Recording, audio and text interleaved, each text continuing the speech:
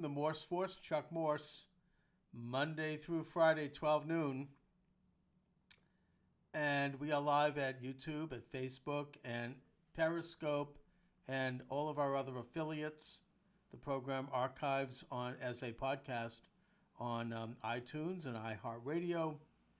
As I build an audience here and as I try to struggle with my ridiculous technical problems, I think a lot of the problems I'm having have to do with levels, sound levels, both my levels and my guest levels. So I apologize, especially for the problems I had with the interview I did with E. Michael Jones recently, in which I apparently lost the entire his side of the interview about 2/3 of the way through, which of course led some people to think, oh, this must be a Jewish conspiracy. Like I want to have a flawed podcast. But putting that aside, I forge forward. The phone number here, by the way, if you'd like to join me live as I experiment with developing a live program online with calls, is 617. Let's see, where is that number? Just bear with me. Here we go. Nope, that's not it. Where is the phone number? Skype number. There it is. No, that's not the Skype number. That's my number. Well, I guess I don't have it, so I'm gonna come back on the show after. I'm gonna sign out right here. Here we go again. Chuck Morse, The Morse Force, Monday through Friday, 12 noon live on YouTube, Facebook, and other affiliates. Also archived on iTunes, iHeartRadio, Stitcher, Spotify, and other affiliates. You're welcome to join the program. I'm doing an open line segment today. 617-396-4830. 617-396-4830. Now, that is my Skype number, so if you call that number, you will get through and we'll hear you live on the air. And if you actually want to go live with a video, and you have you're sitting by your laptop or you have your smartphone with a camera, you can actually go live by video, and I'll put you up video, and we can have a split screen conversation. So come on down. It's amazing the things you could do now with technology. And here I am, this kind of like regular schmuck sitting at my dining room table, and I can do this program that reaches across the world live, and I can take calls. It's absolutely amazing to me. Let's see. So the number again, 617-396-4830, 617-396-4830. Now, I want to respond to some of the commentary that emanated from my interview with E. Michael Jones, the author of Culture Wars, the host of Culture Wars website and publication, and books including Degenerate Moderns and the Revolutionary Jewish Spirit, or the Jewish Revolutionary Spirit, which was the topic of our interview.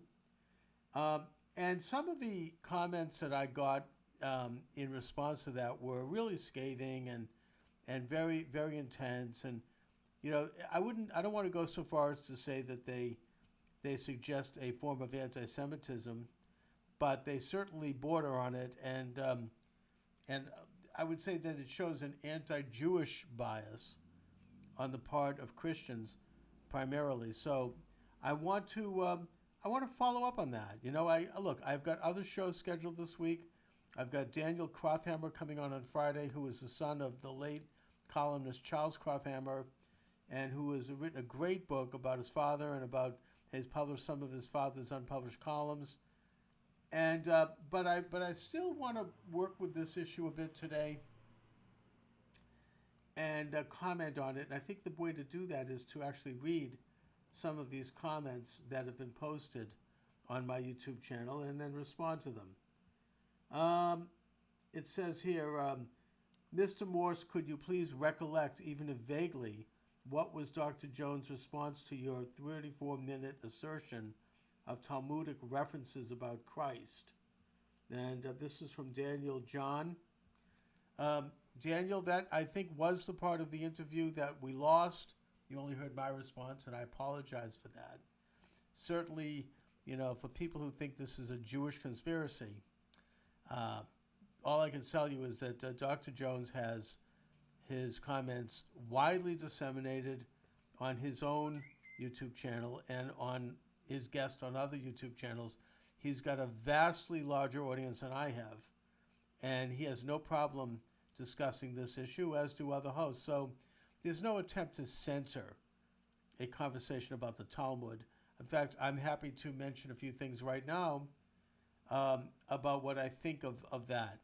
I think Dr. Jones's position is that the Talmud has unflattering comments in it about Jesus, but more fundamentally, he views the Talmud as the invention of a new religion, which he contends occurred after the Jews did not accept Jesus's messiahship, and that in order to continue, they decided to invent rabbinic Judaism and codify that form of Judaism in the form of the Talmud. And of course, there are two Talmuds. There's the Babylonian Talmud, which is the more authoritative of the two, because Babylon was a much safer place for Jews after the destruction of the Second Temple, and that it was a major center of Jewish learning and settlement in the centuries afterwards.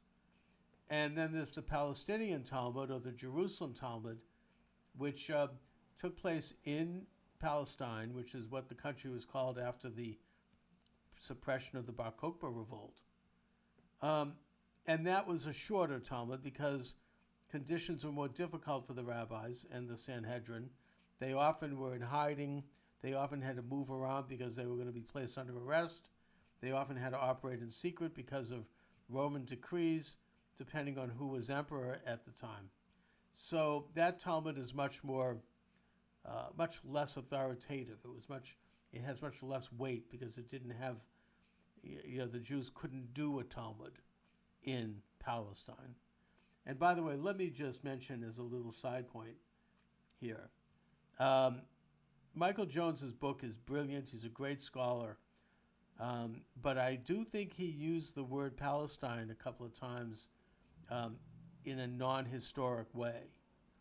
Jesus was not a Palestinian.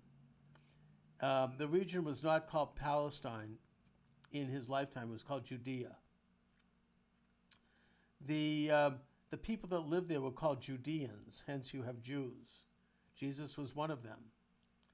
The term Palestine was only coined after 140 A.D. and the suppression by the Romans of the Bar Kokhba uprising and the final defeat in Beitar of the Jews, where who knows how many tens of thousands of Jews were murdered and slaughtered by the Romans. And it was then that Hadrian, after having built a Greek temple or a Roman temple on the site of the Second Temple ruins, and after renaming Jerusalem Aelia Capitolina and moving the capital to Caesarea, which is a port on the coast of the Mediterranean, and which ruins are, by the way, still there, very interesting. He renamed the whole region Palestina.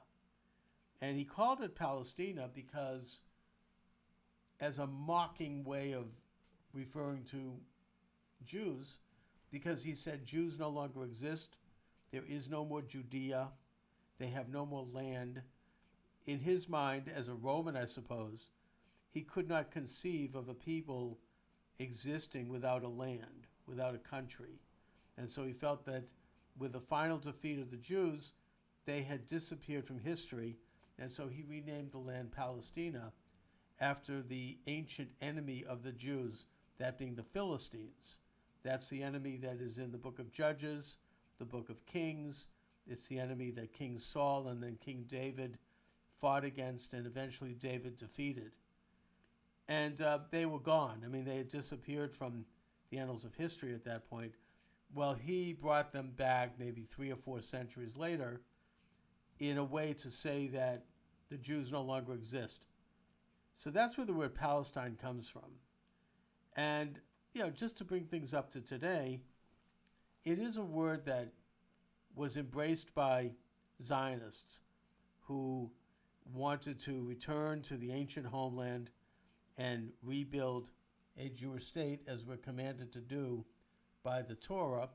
They considered themselves to be Palestinians. They called themselves Palestinian Jews.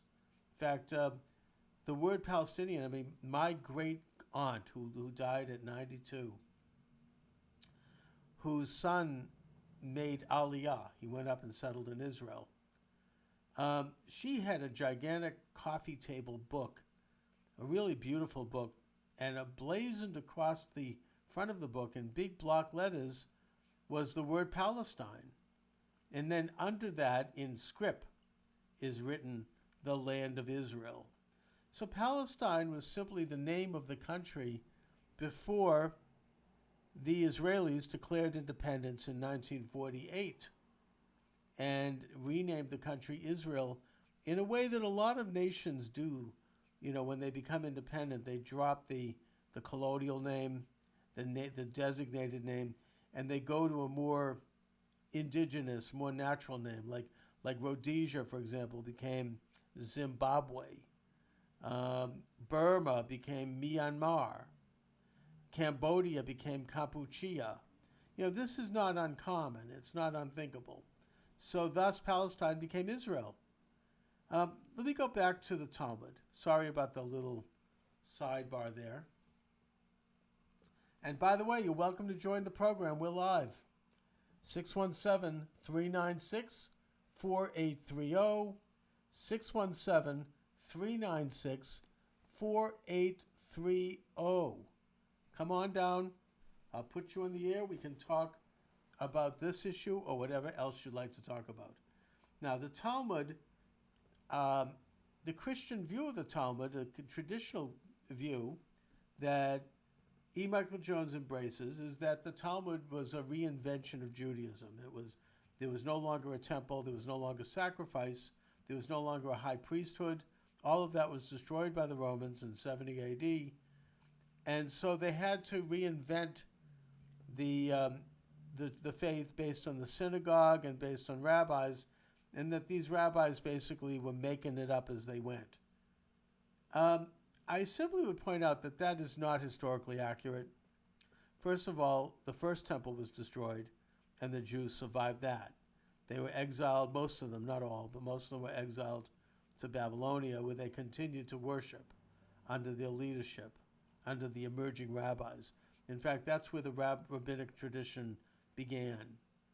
And that when they returned to Jerusalem and rebuilt the temple, the synagogue continued to develop because of problems that existed with the Hasmonean dynasty, which was emanating from the Maccabees and which was not always, evenly handled. It was not a great administration. In certain times, it went good and bad, like most absolute rules do, empires do, or states. And so the rabbinic movement continued. In fact, under Queen Salome, Shlomit Zion, she's called in Jewish history. She was the wife of Alexander Jannaeus, who died, and he was a horrendous, evil king. But she was a good queen, and she, along with her brother, Shimon ben Shetak, who was a very saintly figure, they developed the world's first public school system. And they developed Jewish education. The rabbinic movement was already building. It was called the Pharisees. The Sadducees were the other cult. They were the ones who often controlled the temple, and they were very Hellenistic and very Greek and secular. They didn't adhere to the moral and ethical precepts of the Torah. So there was a struggle in Israel. It was a civil war, actually, one that ultimately culminated in the rebellion of 70 A.D. and the destruction of the temple. But rabbinic Judaism was developing all along. It was well on its way during the life of Jesus, and it continued onward until eventually the Talmud was codified by Judah HaNazi in, I think, maybe It was after the Bar Kokhba rebellion. It was under the reign of the Emperor Marcus Aurelius, who apparently Judah Hanazi collaborated with. He was the great philosopher emperor. He brought Greek knowledge. He brought logos, if you will, to use Michael Jones's term, to Rome. And he closely collaborated with Judah Hanazi. They admired each other. They shared information. And Judah Hanazi is credited as the first Nazi, the Nazi being the head of the Sanhedrin, to begin to write down the Talmud. Now, traditionally, the Talmud is viewed as oral law, going all the way back to Sinai. When God gave Moses the Ten Commandments and the written law, he also gave what's called the oral law, the Shebal Peh, along with the Shebal Torah. And the written law would be passed down through the generations by learned, holy men. Now, eventually it was written down because it had to be, because Judaism had lost its temple. It had lost its foothold in Israel, in Judea, which became known as Palestine. And so it was decided by the Sanhedrin that out of necessity they would have to begin to write down the Talmud. And that's what happened. Now, the Talmud, by the way, the Sanhedrin was an extraordinary body of men. There were 71 members. The 71st would be the Nazi. And to be a member of the Sanhedrin, you had to be both be exemplary spiritually, but you also had to be a practical person. You had to make a living. You had to have a trade. You had to be married. You had to have children. There was all these requirements on family life, and you had to be learned. And the fact that the Sanhedrin consistently found men of that caliber over a 300-year period under great adversarial conditions, I may point out, is actually an amazing story. And one of the lost heads of the Sanhedrin, the Babylonian Sanhedrin, Mar Zutra, helped the Persian emperor, whose name escapes me right now. This is the Parthian emperor. This is already, we're talking, Christian times. We're talking about modern era. This is after Constantine. He helped the emperor put down what could be described as the world's first communist revolution, with this guy Mazdak, who was a communist head of a radical group that wanted to redistribute the wealth. They wanted to take over all private property. They believed in free love, which is to say, kind of what Sigmund Freud has continued. And by the way, one of the things Michael and I talked about in that deleted segment was Sigmund Freud. I'll get into that in a minute. But anyways, it was Mar Zutra, the head of the Jewish community of Babylonia, that rose up and helped the Parthians get rid of Mazdak, and put Mazdak would be eventually executed and his movement suppressed. Now, there are some people who say that the Mazdak movement, the ideas of Mazdak, the communist ideas, would be resurrected maybe about a century later, or maybe even less than that, in the form of Shiite Islam. That Shiism, the Shiites, are kind of influenced by Mazdak and his communist movement. So anyway, that was the end of the era of the Sanhedrin. The Sanhedrin was not communist. They were not. They were absolutely true to the Torah. They worked hard to interpret the Torah in as close a way they could to the true meaning that God intended. And that's why these were such spiritual and learned men, because only they could qualify to do that. You couldn't just have any schmo off the street decide what the Torah meant. You had to have experts. And their record was amazing and exemplary. Now, what about the charge made by medieval Christians, particularly Nicholas Donin, who was a apostate Jew, who became Christian, he became Catholic, and he went to the Pope, and then he went to St. Louis of Paris, King Louis, and said the Talmud has blasphemy in it about Jesus. And the response by Louis was to burn 13 crates of Talmuds. Now, did the Talmud have blasphemous comments about Jesus? We don't know. I mean, I've never actually seen them quoted. There is a book that was written about Jesus called Toledot Jeshu, and I did mention this to Michael Jones, and that is blasphemous toward Jesus. Very nasty book. Not Talmud, not recognized by any official body of Judaism as anything other than what it is, a book. It's like a novel.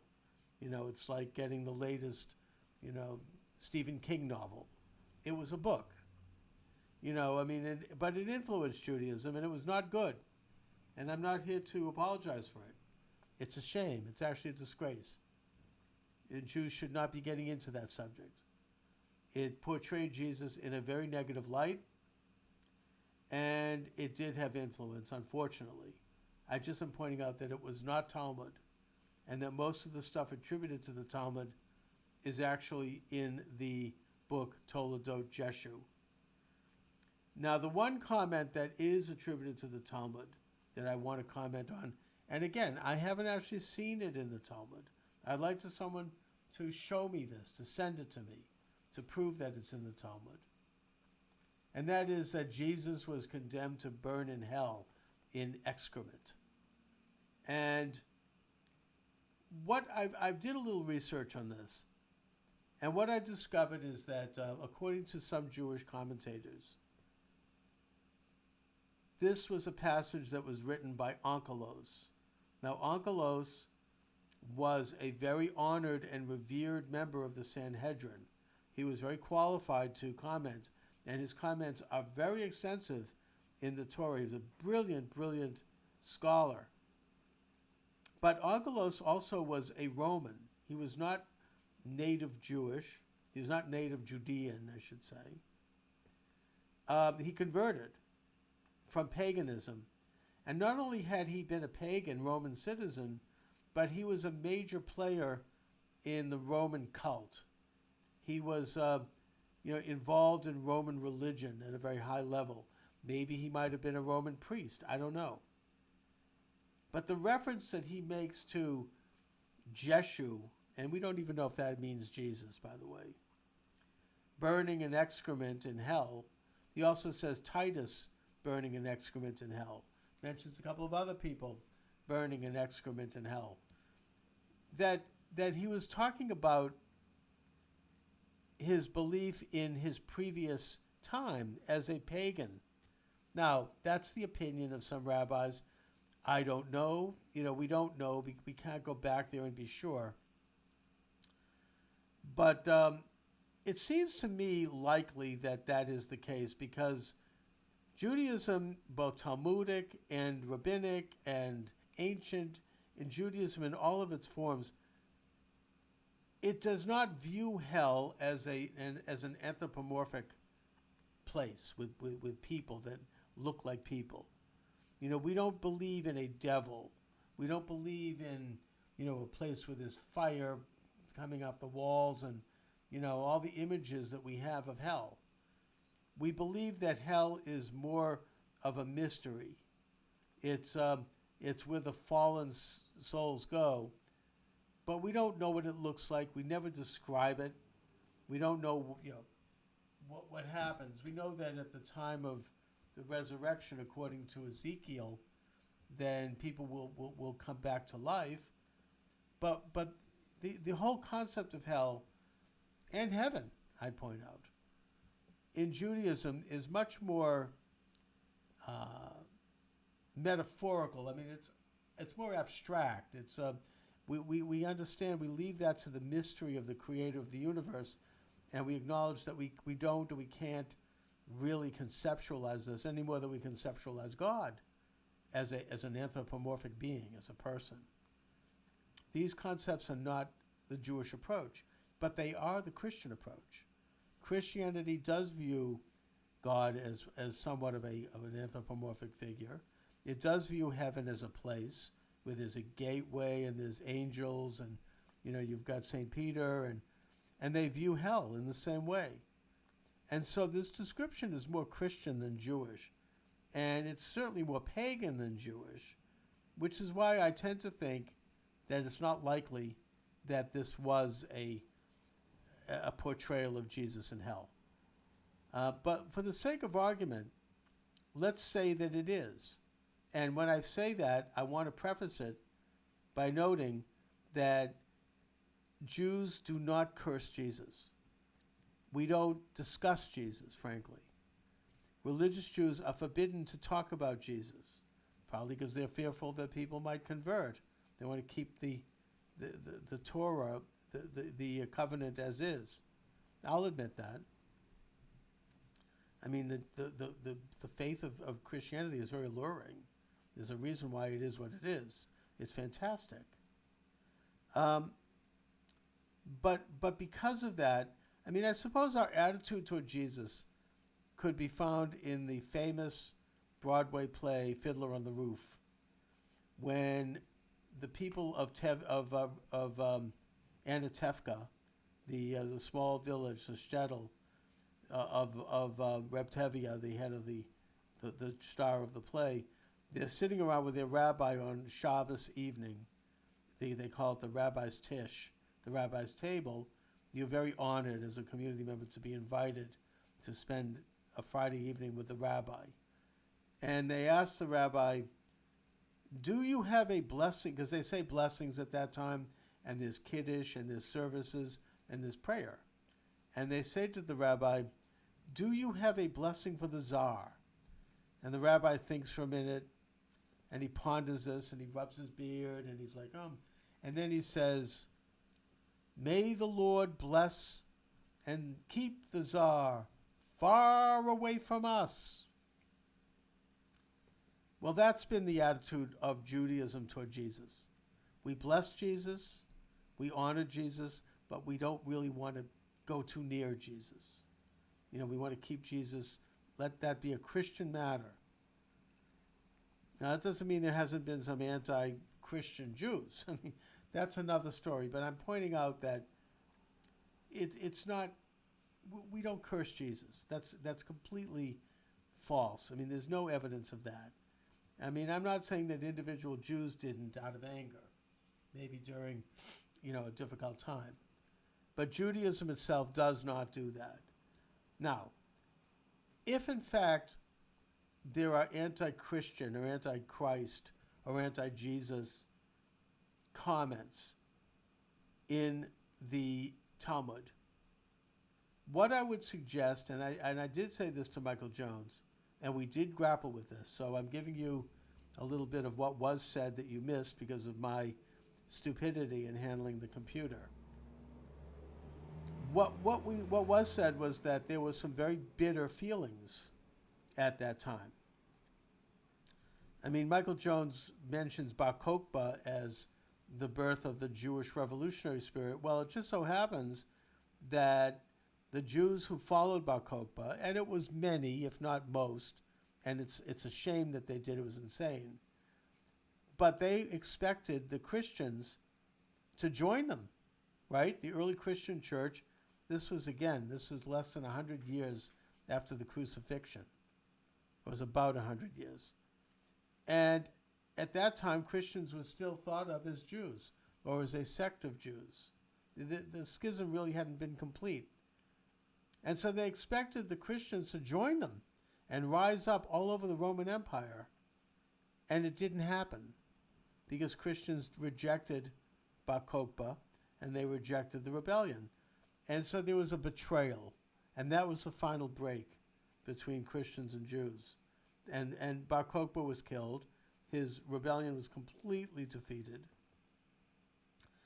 And I think that that was the last gasp of the Messianic period, which included Jesus, I might point out, but which really began when the Roman general Pompey entered Jerusalem, went into the temple, defiled the temple, slaughtered, many, many thousands of Jews in Jerusalem, and effectively ended Jewish sovereignty. It was at that point that Jews started to look for a Messiah to come back and rescue Judea from the brutal hands of the Romans and rise up and free Israel, free Judea. Jesus was a part of that movement. There were other people that claimed to be Messiah that were also a part of that movement. Now, I'm not getting into a question of Jesus' messiahship. I understand that that's, a separate matter. I'm not commenting on that.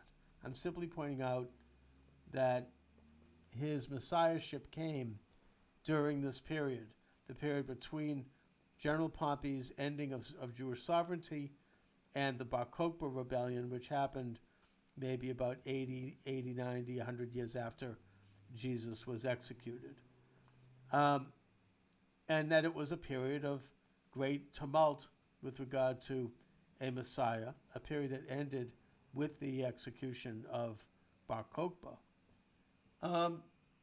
But there was a lot of bitterness and a lot of hard feelings on the part of both Christians and Jews toward each other, a lot of animus.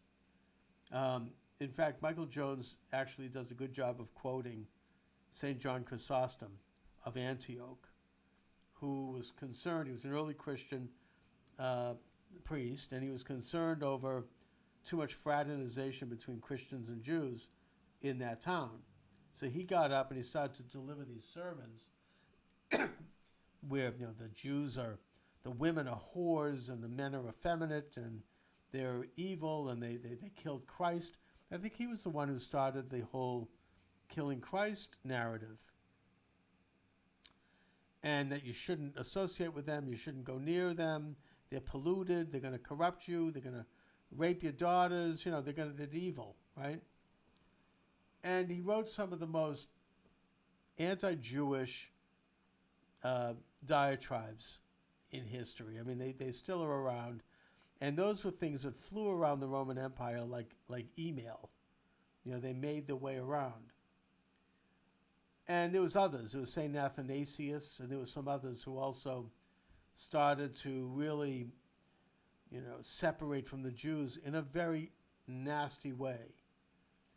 Well, the Jews were doing the same thing. I mean, that's what Toledo Jeshua was written. That's when this kind of stuff worked its way possibly into the Talmud. That is, if it did. And again, I don't know. And I just think we need to view these things in that context. Now, I'll simply finish up here by pointing out something else that I brought up to E. Michael Jones to make the case that there is such a thing as Christian anti-Semitism, and not just anti-Judaism. And that is two passages which work their way into the New Testament, both of which I don't think really were meant to be there. I think they were put into the mouth of Jesus by people who were angry at Jews. Don't forget, much of the New Testament was written down maybe 100 years after Jesus' crucifixion. One of them is in the book of Matthew when he has the crowd gathered around the crucifixion, saying and chanting that his blood will be on us and on every generation after us. Now, the second one, of course, is even worse. That's in the book of John, where Jesus actually is attributed to having said that the Jews are of a synagogue of Satan, that they're the spawn of the devil. Now, both of these comments are anti-Semitic because they're not just criticizing Judaism as a religion. They're criticizing the Jewish people. I mean, that means that the Jewish people, the first one means that every Jewish person from every generation right up till today is to be viewed as guilty of killing Christ. And the second one, of course, is saying that every Jewish person right up till today is genetically a son of Satan.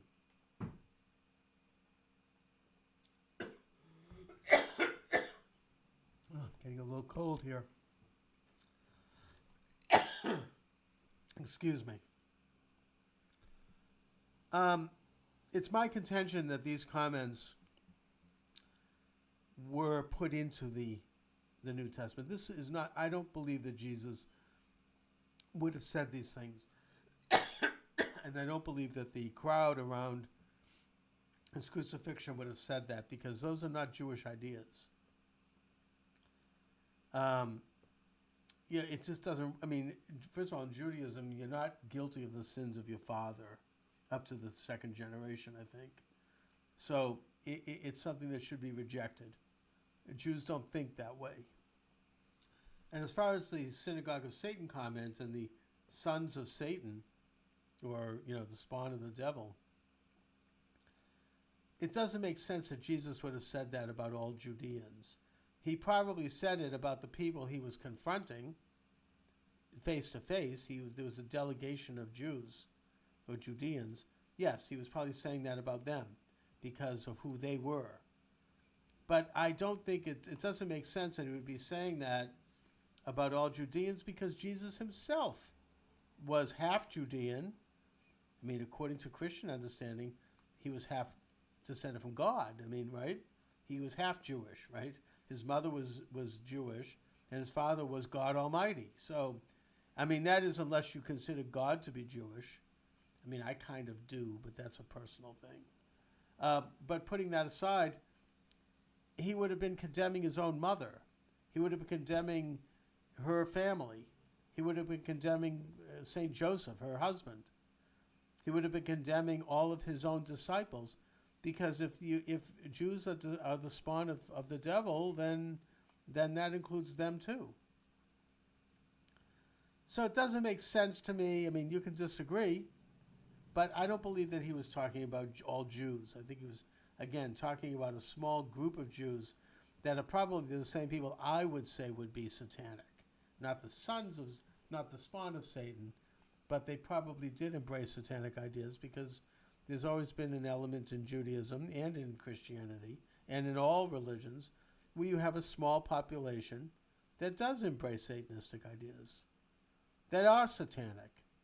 And we need to watch for them in every generation and guard against them with moral and ethical code, and with standing up to them and exposing them and identifying them so that we can keep them at bay, whether they be Jewish, Christian, or otherwise. I mean, there aren't too many Jews in communist China or Christians, and yet they Mao Zedong murdered up to 50 million people.